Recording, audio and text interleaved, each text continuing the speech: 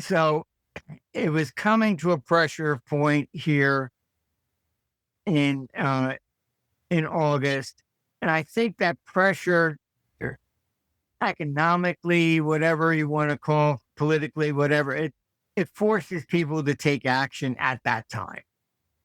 So it's not predicting what, Trump will change his mind on this day or something.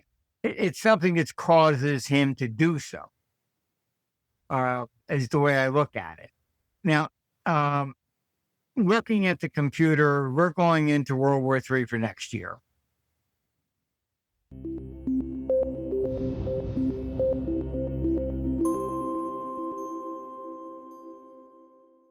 Hey, everybody. I normally don't give an intro, but this one needs an intro, or actually, he doesn't need an intro, but I want to make sure I get everything right. I have Martin Armstrong on with me today. He is having a conference in Orlando, Florida. It's November 21st to the 23rd of this year, the World Economic Conference. It's called the most important annual event in finance that has been described as the alternative to Davos. You can attend in person or virtually. You'll get exclusive forecasts of inflation, capital flows, debt, geopolitics, and insight into his powerful economic model. As Martin says, you don't have to agree with me, just follow the model. It's never been wrong.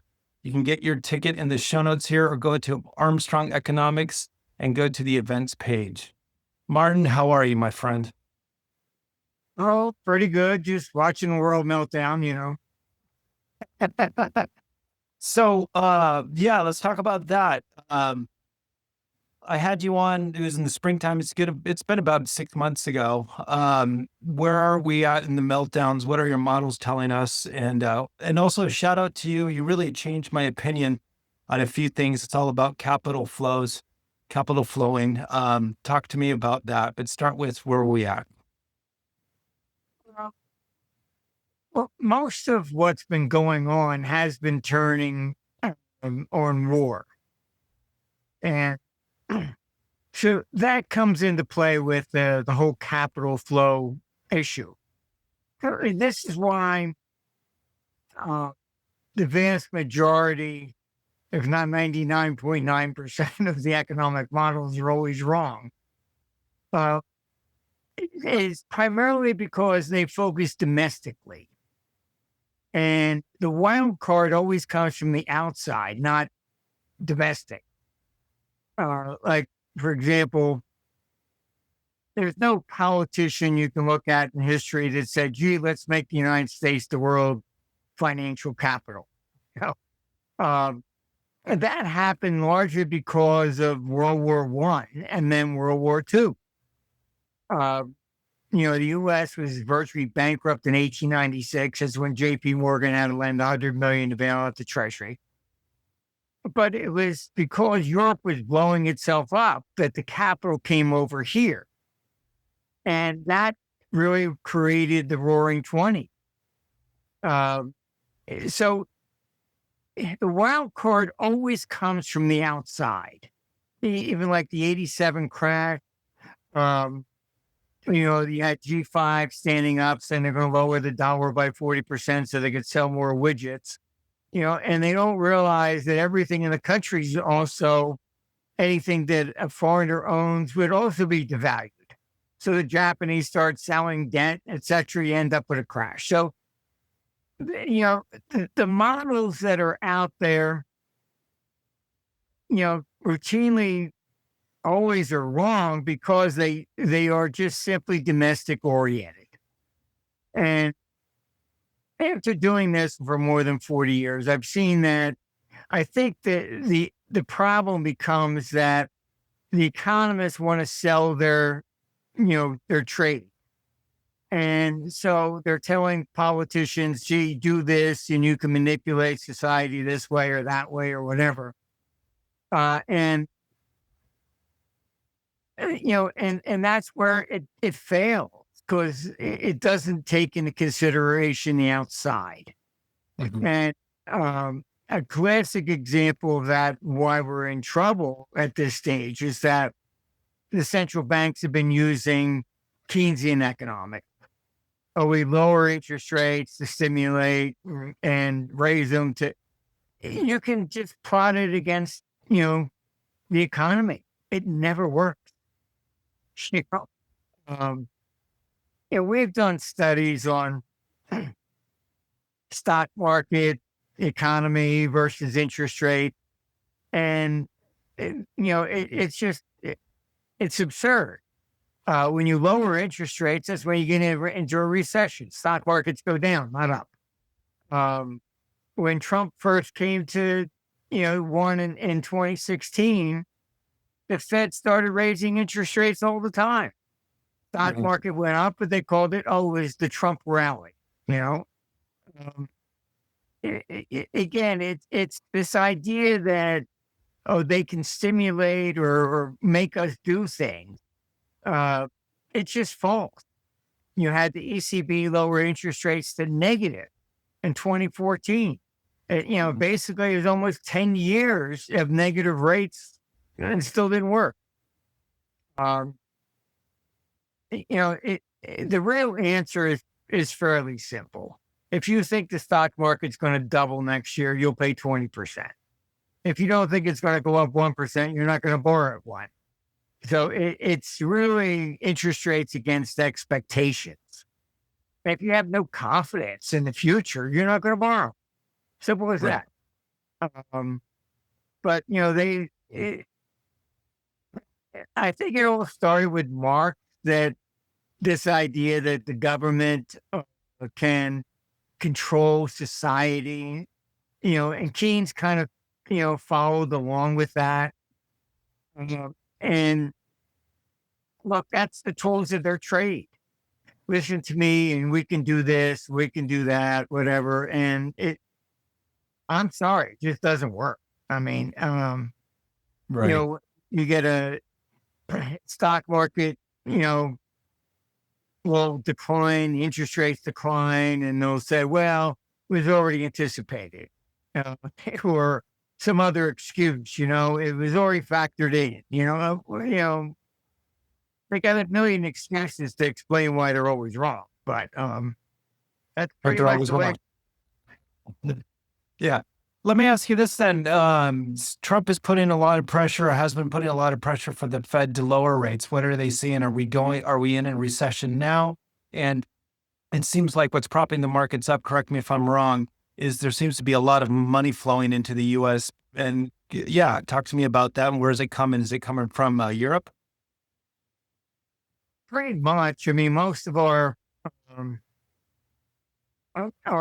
big institutional clients in Europe, I mean, I've been having them move money largely because Europe's not trustworthy and they're in serious trouble economically. And you can look on our site. I published, I think yesterday, 2 charts that compare the GDP growth of the US and the EU. I mean, the EU growth rate is a tiny fraction of the United States. And that's what brought communism down. This whole idea of equality, etc. It doesn't work. It suppresses human nature. All right. You're not allowed to think out of the box. You're not allowed to create something because, oh my God, you might make more money than the guy next to you. And that's why communism failed. This idea of equality. Okay, fine. You're next in line. Here's the broom. You go sweep the floor now. It just abandoned individualism. And that's what Europe has done. And that's why they're failing. Yeah. So, I mean, at this stage in the game, the capital's been coming here.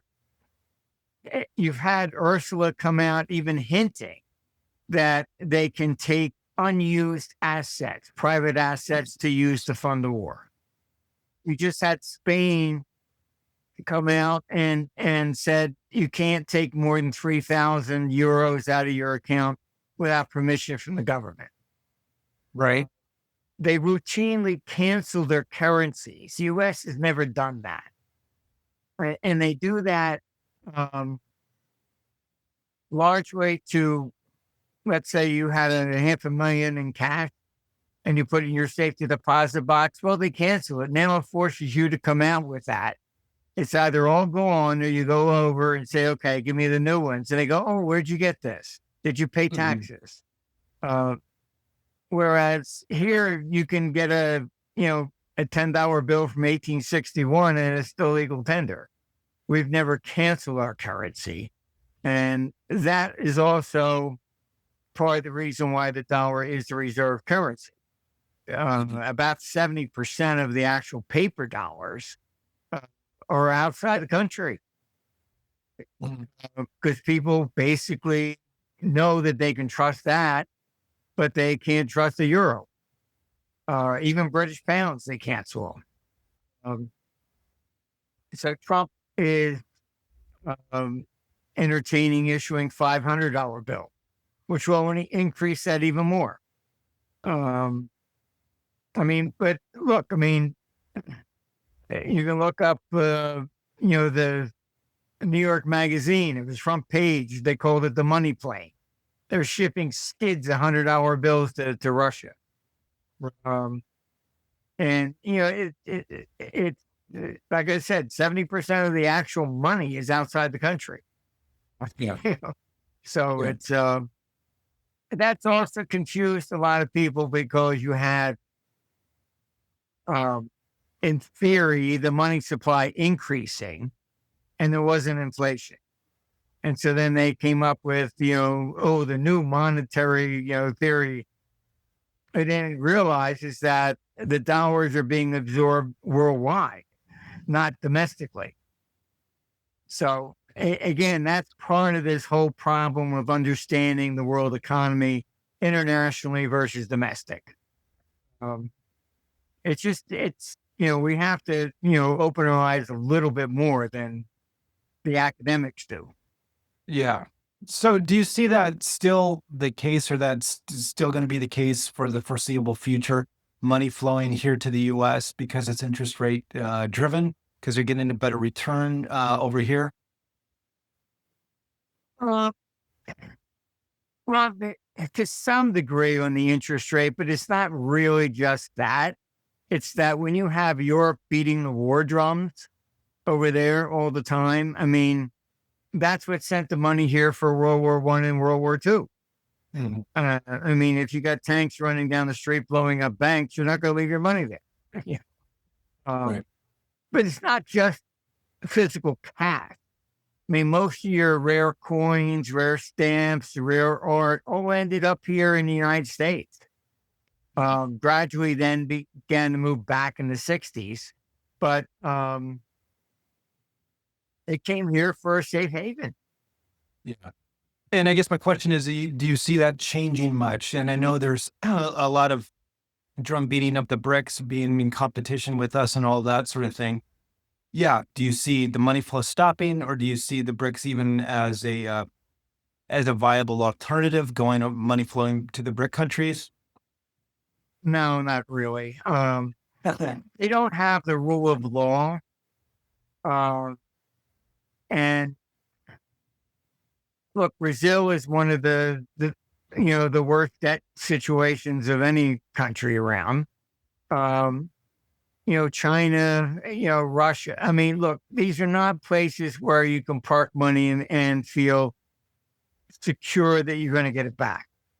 The whole BRICS has, you have people that have distorted the reason for it.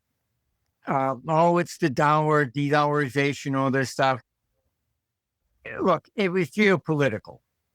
When the Biden administration put the sanctions on Russia, removed them from SWIFT, that sent up a red flag. And then you have Blinken, a complete crazy neocon, in my opinion, threatened China that if you help Russia, we'll do the same to you. Hello? And so then they start dumping U.S. debt. Why? Because threatening them with war. You go to war with China, and they're not going to pay the debt. Right. They default on it. You're going to say if they had owned 10% of the U.S. national debt, okay, so fine, our interest expenditures were $1 trillion. So $100 billion goes to them, and then they're going to say, oh, they're going to use that to buy missiles to shoot us. They're not going to pay. So that's really what the BRICS became.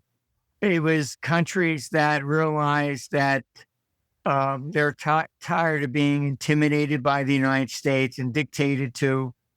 And really what makes the dollar the reserve currency, all right? Forget all the politics and the rhetoric, whatever. The U.S. consumer is 25% of the entire world. You're going to sell your BMWs, your Toyotas here, all right? That means you have to price them in dollars. So no matter what you want, you can't sell it in lira, you can't sell it in yen or whatever. It's got to be in dollars. So that's really what made the United States the financial capital.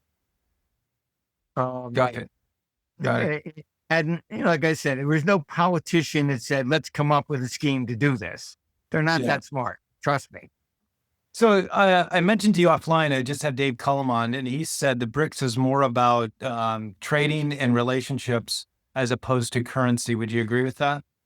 Yeah, they are pretty much, like I said, they restrict. So you either do what I say or this is what I'll do to you. Right. So the only defense against that is to create another clearing system where they can't be interfered with in that way. Have their money frozen or whatever. I mean, look at, at Russia. Switzerland froze $8 billion of people that just knew Putin. Not even government money. This is against international law. I mean, when you start doing stuff like that, I'm sorry, you can't trust them. Yeah. And if I'm on that side, Russian, Chinese, would I give them another dollar? No way. Right. Excuse me. So really then, I'm going back to my last talk with you. Are your models still pointing at a debt? Because you just mentioned debt. Are your models going back to a debt deflationary time, if you would, in the next couple of years, or where are we at with that? Yeah, look, the real big problem tends to be Europe and Japan. All right. Europe, like I said, their economic growth is just a tiny fraction of the United States because you look at Germany, it's 25% of the EU. Right. And there's only two countries in the world right now that are actually shrinking in size, their economies, and that's Japan and Germany. Germany, what they did was first you had the COVID nonsense, then you had the migrant crisis, then you put, climate change, then you put sanctions on Russia. Each step basically wiped out small businesses left and right. You saw big protests with, Volkswagen. Oh, you can't produce gasoline cars. You're going to have to move to electric. All this crazy stuff. I mean, I was in Europe. I had a meeting in Berlin, and I had another one right after that in Rome. And I was completely shocked. two major capitals, and I could not get a direct flight to get there in time. I had to hire a private jet. I've never had to do that. But what they've done is, for climate change, they reduced all these flights. And they want you, it's just completely nuts. I couldn't believe it. I mean, it's between Berlin and Rome, and I couldn't get a direct flight. It's Yeah, probably an 8-hour drive, is my guess. yeah, I mean, it was just like, yeah, I never anticipated that. I ended up having to get a private jet to make the next meeting. I mean, that's never happened to me in 40 years. Yeah. So what's going to happen then if money's flowing out of Europe? What's going to happen to Europe here? What do you see happening? Well, the EU will break up. There's no question about that. It's look, when they were forming it, they came to me. I sat down with them in '98. Said, okay, fine. This is how we created currency, and pretty much everything that they told the public was just a lie.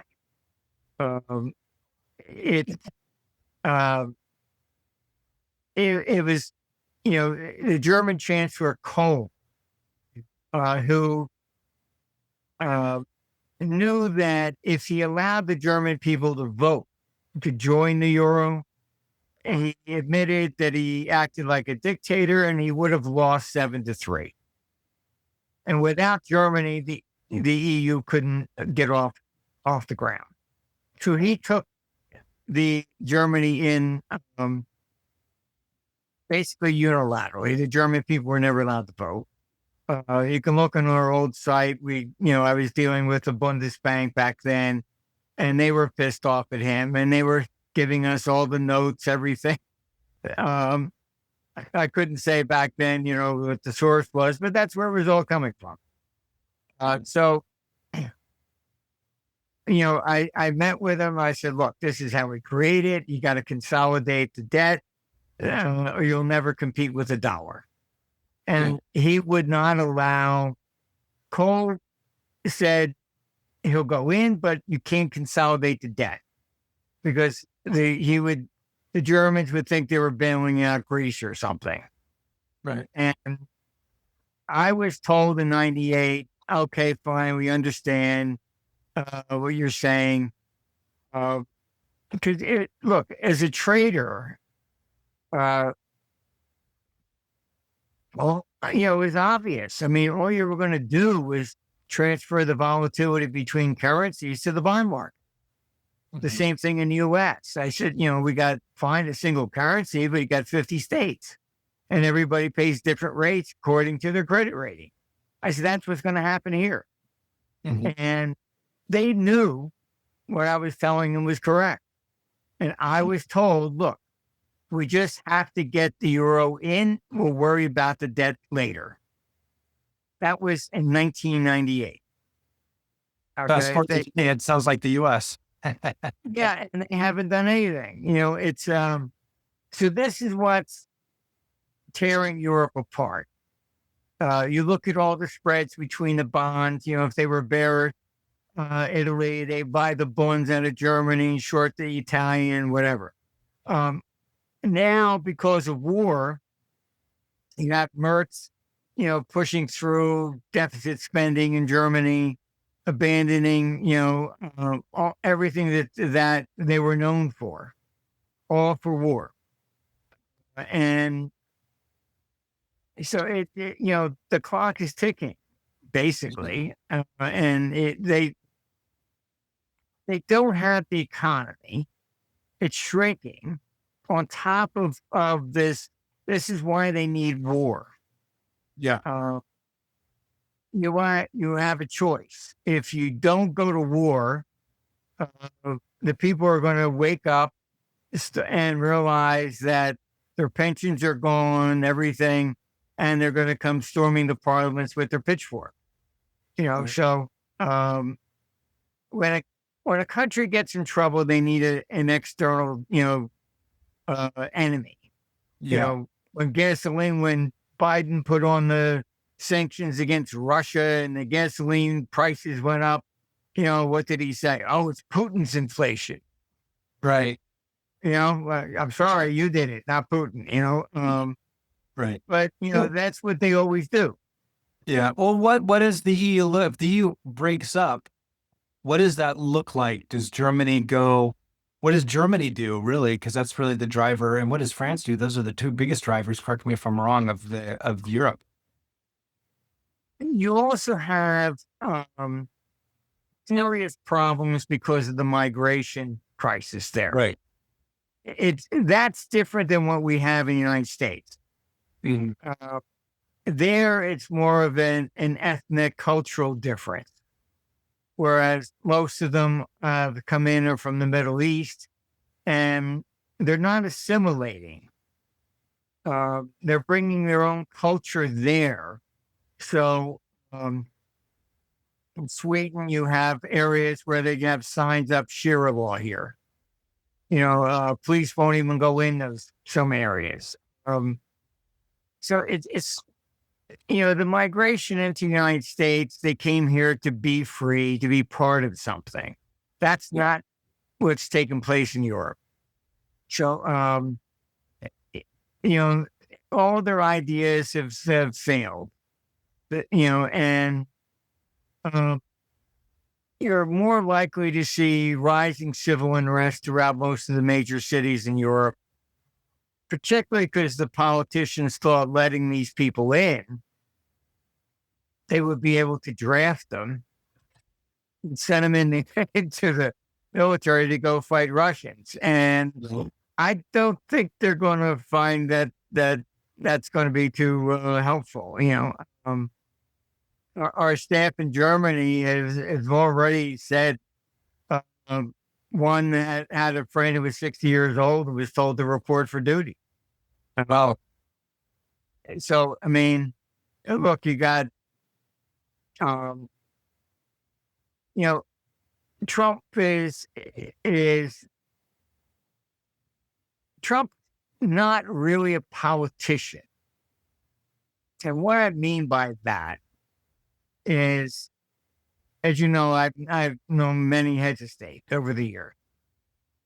I did go to Mar-a-Lago for dinner when he was president the first time, back in March of 2020.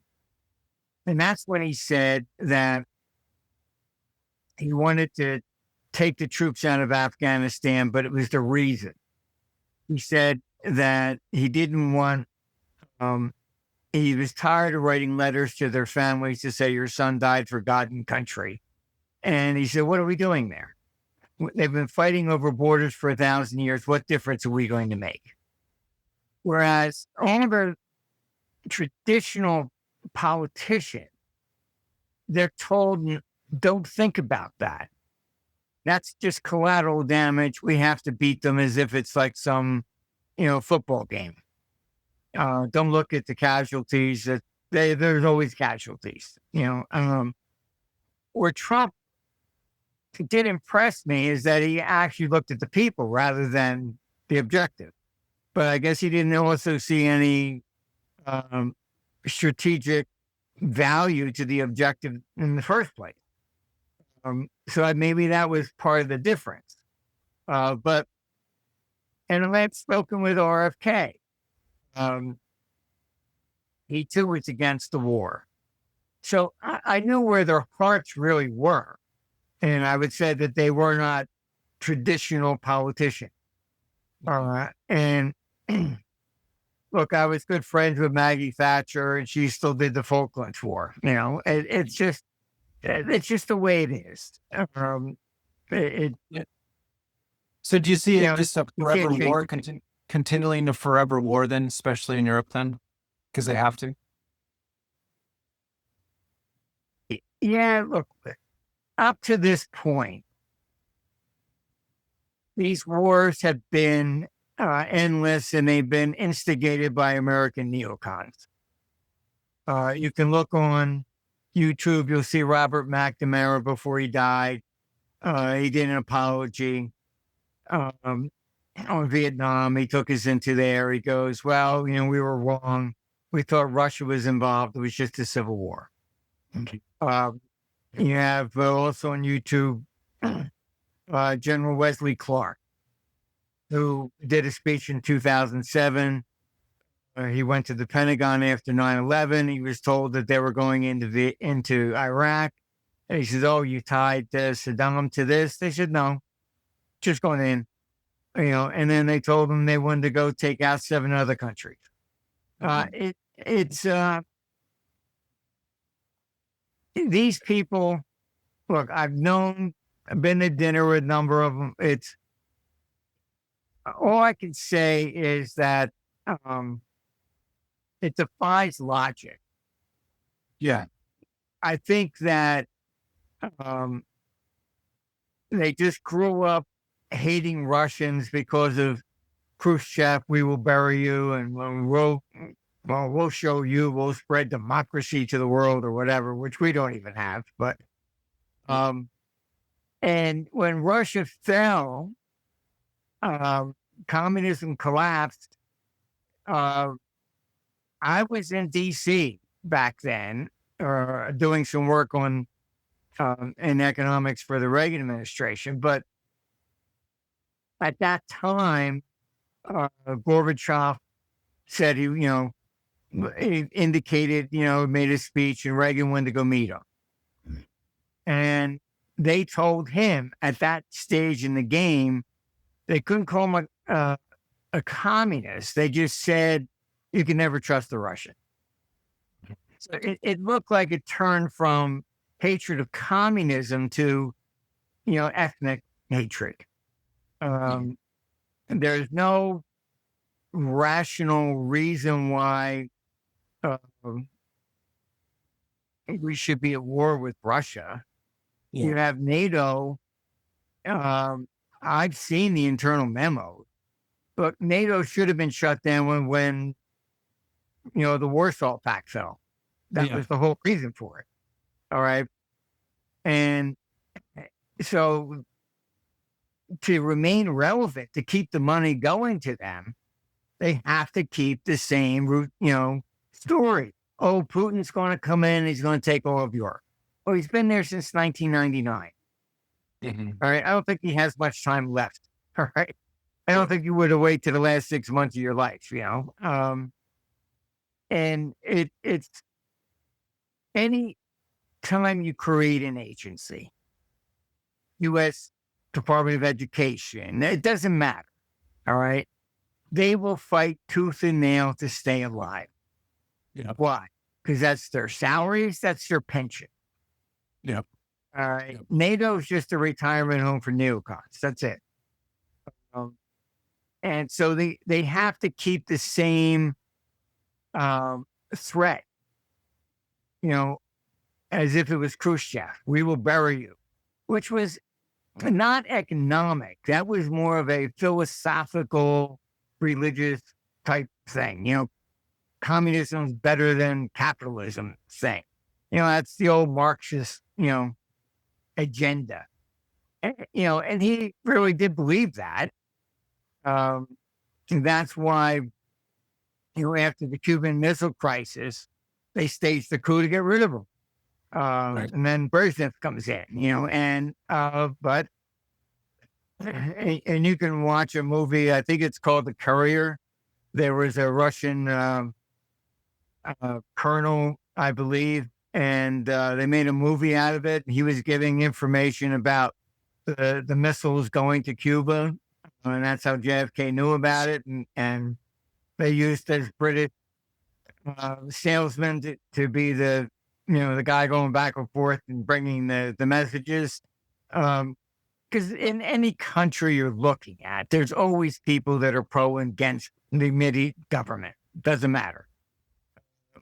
And he thought Khrushchev was reckless, inviting World War III. And so he stuck his neck out and he got caught and they executed him as a traitor. But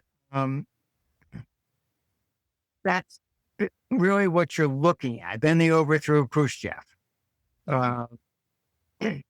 So it was just a different it wasn't like I'm going to conquer you to make money like Alexander the Great or something. It was more of a philosophical, battle. Yeah. Uh, So do you think anything's going to happen with this new summit between Trump and Putin that's going to happen? Supposedly it's going to happen in Alaska, or do you think it's already, what do you make of all that? uh, our computer had targeted the week of the 18th at the start of this year. I was shocked that Trump picked the 15th to do this, but Wow. I think honestly, the way our model works um, is that it builds up in pressure, and so it was coming to a pressure point here in August, and I think that pressure, economically, whatever you want to call, politically, whatever, it forces people to take action at that time. So it's not predicting what, Trump will change his mind on this day or something. It's something that causes him to do so, is the way I look at it. Now, looking at the computer, we're going into World War III for next year. And I think that although Trump has his heart in the right place, the problem is that Europe and NATO and Zelensky, they don't want peace. You had Zelensky coming out and said there'll be no land for anything, whatever. And then the U.S. says, well, he's really talking about no new land, allowing them to keep what he had. But I mean, from Putin's standpoint, it's the objectives here. There was the Minsk agreement. He signed that peace agreement that was to let the Donbass separate, like, Czechoslovakia separated, Czech Republic, Slovakia. Yugoslavia broke up. They all break up in that region to ethnic line. Serbia, Croatia, Armenia, and Ukraine should have, the Minsk agreement was the answer. Simple as that. Russians had been there in Crimea and the Donbass for centuries. Khrushchev came from that area, and his successor Brezhnev was born in the Donbass. So, Right. so the Cuban Missile Crisis wasn't Russia; it was Ukraine.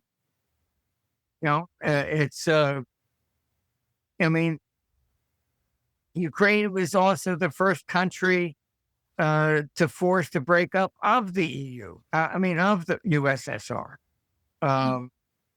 And the others ended up following Ukraine. So, Ukraine's always been a hotbed. Our computer was able to forecast that. I, stood up in 2011, said, look, the war cycle turns up in 2014. 2013, you can Google it. I even said, look, the computer says it's going to start in Ukraine. People say, gee, how can it do that? It's because so many wars have started there. That's the hot spot. Yeah. Even the Black Death came from Crimea. All right. The Tartars invaded. They brought the plague from Asia. 15% of the population of Crimea are still Tartars to this day. They didn't leave. So what does World War III look like if we're going into World War III? Much more of a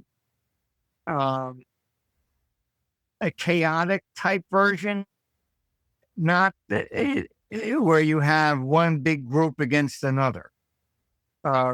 You're looking at, I guess the best way to describe it is whatever the old grudges were between two places, they are all surfacing now. So you've got Thailand, Cambodia, India, Pakistan, Iran, Israel, um, Ukraine, versus Russians. It's you're seeing the same thing starting in South America and Brazil. I mean, it's after. I mean, yeah, I think the computer monitored everything globally, dispassionately, and I think what I've learned from it is that uh, when everybody's doing well and they're all fat and happy, you don't see war. Turn the economy down, it's like I lost, and it was that guy's fault. Yeah. And it seems to be like that. Like we gave a handful of jets to Greece, and you can look what they made the front pages. They said, "Oh, now we can do a sneak attack on Turkey." Right. All right. I mean, they're two NATO countries, Right. but the hatred between Greece and Turkey go back to Alexander the Great. You know, um, it's like the Middle East. I mean, you get into these things, there's no resolution to them. Uh, I And mean, this we had employees in Ukraine, one from Kiev and one from Donetsk. The two would never even talk to each other. Mhm. Um, it, if you brought a bottle of Russian vodka to dinner in Kiev, trust me, they would have taken it and smashed it over your head. Uh, it, there's no talking to them. Right. I would try to explain, hey, do you really understand the history here? And they don't. It's all propaganda. Oh, with Russians. No, it wasn't Russians. I'm sorry to starve your people. Yes, Stalin was there, but Stalin was also not even Russian. He was from Georgia. Second of all, Kaganovich, who was his right-hand man, was from Kiev. He was Jewish, and I believe, as many others do, that he is the one that, well, we do know that he's the one that orchestrated the stealing of the food. He killed about 7 million Ukrainians. But most people believe there was retribution because the Ukrainians were killing the Jews. So he thought it was like maybe getting back at him. I don't know. But he was from Kiev. He wasn't from Russia. But hey, Stalin was the head of Russia. So we have to blame Russia. When you look, even back in 1888, you can look at Bismarck when he was chairman or chancellor of Germany. Mhm. He predicted accurately, he said, Europe will be engulfed in a major war, and it's going to come from the Balkans. Mhm. The hatred in that area is just systemic. I mean, I had to deal with the Yugoslav government before it broke up. Uh, I went there for meetings, and they said, "Oh, they killed 600 of us and threw us in a common grave." And I'm thinking I missed something on the news. I said, "Oh my God, really?" And I said, "When was this?" "Oh, about 700 years ago." I said, "Oh, okay, that one." Yeah.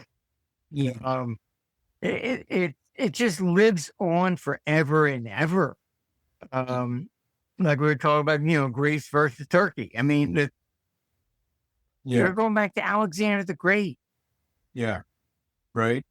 So if this is hitting next year, then does that continue the money flow coming into the US then? Probably going to intensify next year. What I've warned for is just look at World War One. As soon as that happened, what did they do? When the first bullet is shot, they shut down all the stock market, so you couldn't sell anything. And Europe is very controlling. Uh, this is why right now you have Trump meeting with Putin in Alaska. They're complaining they're not at the table. Well, why should they be? Every time you've been at the table, you lied about everything you ever did anyhow. And I mean, I can tell you that, that fiasco of Zelensky going to the White House. What that was really about, that was only supposed to have been a signing ceremony in Kiev. I had sources there. Boris Johnson hopped on the plane. It was in Kiev 3 days in advance. Told Zelensky, no, you insist that you go to the White House and embarrass Trump, try and create a scene to force him to continue the money going to Ukraine. That's what that was all about. I sent off the information that I got, and I said, hey, this is going to be like a food fight. And that's what you saw. Yeah. He was there to try and embarrass Trump, and it backfired on him. And, I hope he doesn't let him in the meeting with Putin, because it would be only the same thing. Yeah. Look, I've got videos of this guy, and you can see him on our site before he was president, and standing on stage making jokes about confiscating assets from Russians and Jews. Most people don't realize he married a Christian. His children are baptized. Before president, he was pretending to be a Christian. Only after becoming president, he said he's suddenly Jewish. Why? Because he was a neo-Nazi against and the neo-Nazis were against the Jews. The same as Soros. Soros pretended he wasn't Jewish to survive, the Nazi regime back then too. That's what Zelensky did. Yeah. I have friends in Israel, and they say he's no Jew. Yeah. He's a politician. Well, I think he basically said that to hide the fact that he was part of the neo-Nazi movement. Yeah. Yeah. Where does gold play, or does it have a role in all of this mess? Yes, look, gold is neutral. All right. And what I mean by that, people go, the central banks are buying gold. Look, they're not speculators. All right. Why are they buying gold? It's geopolitical. You go into war. All right. China's been dumping U.S. debt, because you go into war, they're not going to pay that. All right. So they've been dumping the debt and buying gold. All right. Because gold can't be defaulted on. Simple as that. They're not buying it and saying, oh, gee, it's going to go up $200 next week, so I better buy some. They're not. That's not the issue. The issue is basically just economic stability and neutrality. That's really it. And so, yes, gold will go up as you go into war. It always does. And I was there, in the business back in 1980, and I can tell you, gold went from 100 to 400 between 76 to 79. And the last 6 weeks, it went from 400 to 875. Why? That's when Russia invaded Afghanistan. That was it. And just that last 6 weeks, it doubled. So that's the role of gold. It's neutral. It doesn't depend upon who wins the war one way or the other. So that's really why, you're looking at that. Look, our computer shows that gold will eventually go to 5,000, but that's not 5,000 in today's dollars. What would it buy? It may buy the same thing, when it's at 5,000. That's just largely what you're looking at. And it's what had gotten me, paying attention to it, and He said when I was a teenager, I worked part-time in a gold store. I knew the price of gold was $35. And people back then used to buy the coins that as long as they were dated before 1947, you could buy that. You couldn't buy gold bullion, but you could buy, Cougarans. You couldn't buy the Cougarans then, but you could buy, Austria-Hungary issued restrike, always dated in 1908. Mexico always did 50 pesos and never changed the date, 1947. So they could sell them to Americans. So I knew the price of gold. And I was in high school, and the history professor brought in this movie, The Toast in New York. And it's about, Jim Fisk in the Panic of 1869 trying to corner the gold market. And there's this scene in there where he's looking at the ticker tape, and he turns to his girlfriend, Josie, gold's $162. And I go, what? It's 35 today. How could that be? And it bothered me. I went to the library, looked in the New York Times that date, and that was the price, $162.50. Well, So it introduced me to cycle. And I, then began to realize what they're teaching in school was not correct. I mean, it's not linear. It's cyclical. Sometimes it goes up to a big boom, then it busts, and it goes back and forth. I mean, but that's pretty much it. So, I mean, it was a good movie. You can still watch it, and it's interesting. From the Panic of 1869. excellent. Well, Martin, I've had you on for almost an hour here. Tell me where people can do business with you or find out more about you. Give us your website.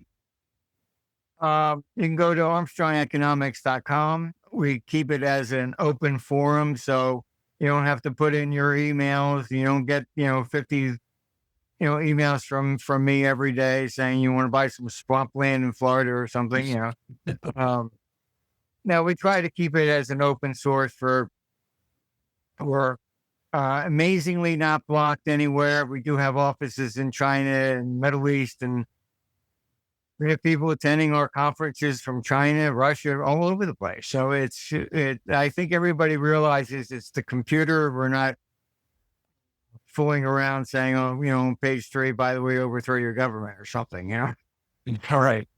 And you're having a conference here in Florida here in November. Yeah. I mean, next year, I think we might end up doing it in Mexico because it's so more people can attend it. But now we have more people attending, virtually. So like some 37 countries, they set up sites there to view it. So it's interesting, but I miss the old days of when we would have about 3,000 people in the audience, from all over the world. Yeah. Face to face. Got it. Well, Martin, I'll put all of this in the show notes, both on the YouTube channel, Apple, and Spotify. I want to thank you so much for your thoughts, and I'd love to have you on again really soon. Yeah, no problem. I'm sure it might be sooner than later, the way the world's going, but Great. Thank you so much. thank you.